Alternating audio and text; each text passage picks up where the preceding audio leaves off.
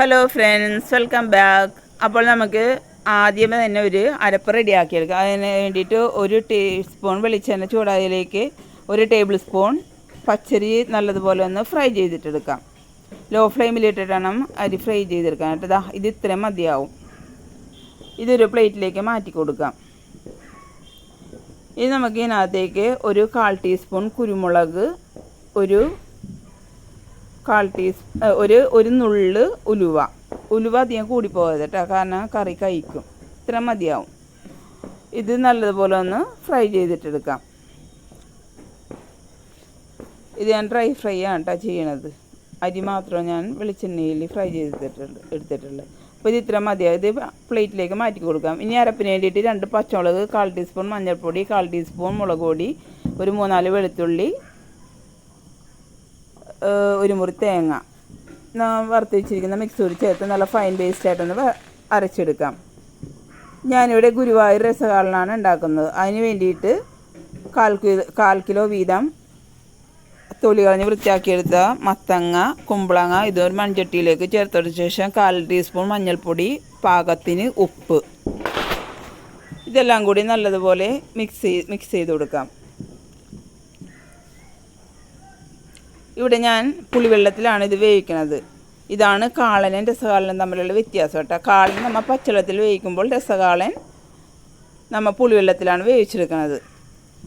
ഇനി ഇതിനകത്തേക്ക് ഒരു 4 ടേബിൾ സ്പൂണോളം ശർക്കര പാനി ചേർത്ത് കൊടുക്കുന്നുണ്ട്. ശർക്കരയിൽ എന്തായാലും മണ്ണുണ്ട്, അപ്പോൾ ഞാനത് ഉരുക്കി പാനിയാക്കിയിട്ടാണ് ചേർത്ത് കൊടുക്കുന്നത് കേട്ടോ. അത് നല്ലപോലെ മിക്സ് ചെയ്തതിന് ശേഷം നമുക്ക് മൂടി വെച്ച് വേവിച്ചെടുക്കാം. നല്ല അടിപൊളി ടേസ്റ്റാണ് കേട്ടോ.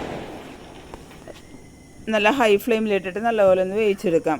നമ്മുടെ കയ്യിൽ ഏതൊക്കെ പച്ചക്കറി ഇടാം, അത് ഇഷ്ടമുള്ള പച്ചക്കറികൾ ഇടാം. വഴുതനങ്ങ ഇടാം, മുരിങ്ങാക്കോൽ ഇടാം, ചേന ഇടാം, പച്ചക്കായ ഇടാം, കുമ്പളങ്ങ, മത്തങ്ങ, ഇതെല്ലാം കൂടിയൊക്കെ. ഇപ്പോൾ കുമ്പളങ്ങ മാത്രം ഉണ്ടെങ്കിൽ അത് മാത്രം ഇട്ടായാലും നമുക്ക് വെക്കാം. അപ്പോൾ അതാ ഇവിടെ പാകത്തിന് വെന്ത് വറ്റി വന്നിട്ടുണ്ട് കേട്ടോ.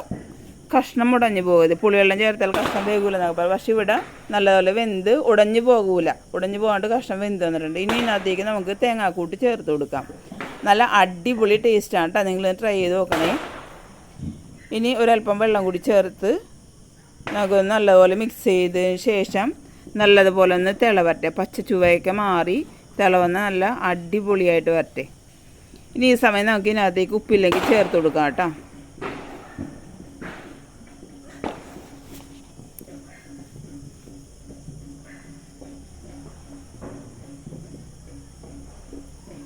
ഇനി നമുക്ക് ഇതിനകത്തേക്ക് കട്ട ഉടച്ച് വെച്ചിരിക്കുന്ന തൈര് ചേർത്ത് നല്ലതുപോലെ ഒന്ന് മിക്സ് ചെയ്ത് കൊടുക്കാം.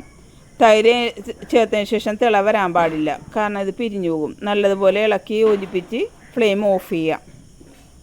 നല്ലതുപോലെ ഒന്ന് ചൂടായി വന്നാൽ മതി. മൺചട്ടി ആയതുകൊണ്ട് തന്നെ നല്ല ചൂട് കിട്ടും. ഇനി നമുക്ക് ഇതിനകത്തേക്ക് ഒരു വറവ് ഇട്ട് കൊടുക്കണം. ഒരു 2 ടേബിൾ സ്പൂൺ വെളിച്ചെണ്ണ ചൂടായതിലേക്ക് ഒരു 1/2 ടീസ്പൂൺ കടുക്, ഒരു നുള്ള് ഉലുവ, കുറച്ച് കറിവേപ്പില, 2 വറ്റൽമുളക് കട്ട് ചെയ്ത്, ഇതെല്ലാം കൂടി നല്ലപോലെ മിക്സ് ചെയ്തതിന് ശേഷം നമുക്ക് കാളനിലേക്ക് ചേർത്ത് കൊടുക്കാം. നല്ല അടിപൊളി ടേസ്റ്റാണ് കേട്ടോ. നിങ്ങളൊന്ന് ട്രൈ ചെയ്ത് നോക്കണേ.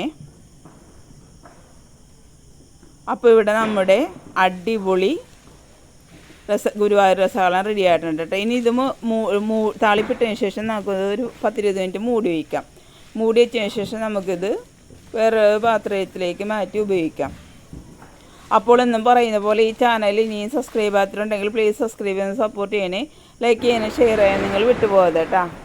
അപ്പോൾ അതാ ഇവിടെ നല്ലൊരു അടിപൊളി ഗുരുവായൂർ രസകാളൻ റെഡി ആയിട്ടുണ്ട് കേട്ടോ. അപ്പോൾ എല്ലാവർക്കും എൻ്റെ വിശുദ്ധനാശംസകൾ നേർന്നുകൊള്ളുന്നു. അപ്പോൾ അടുത്തൊരു അടിപൊളി വീഡിയോ ആയിട്ട് വരുന്നതായിരിക്കും. Thank you. Bye bye.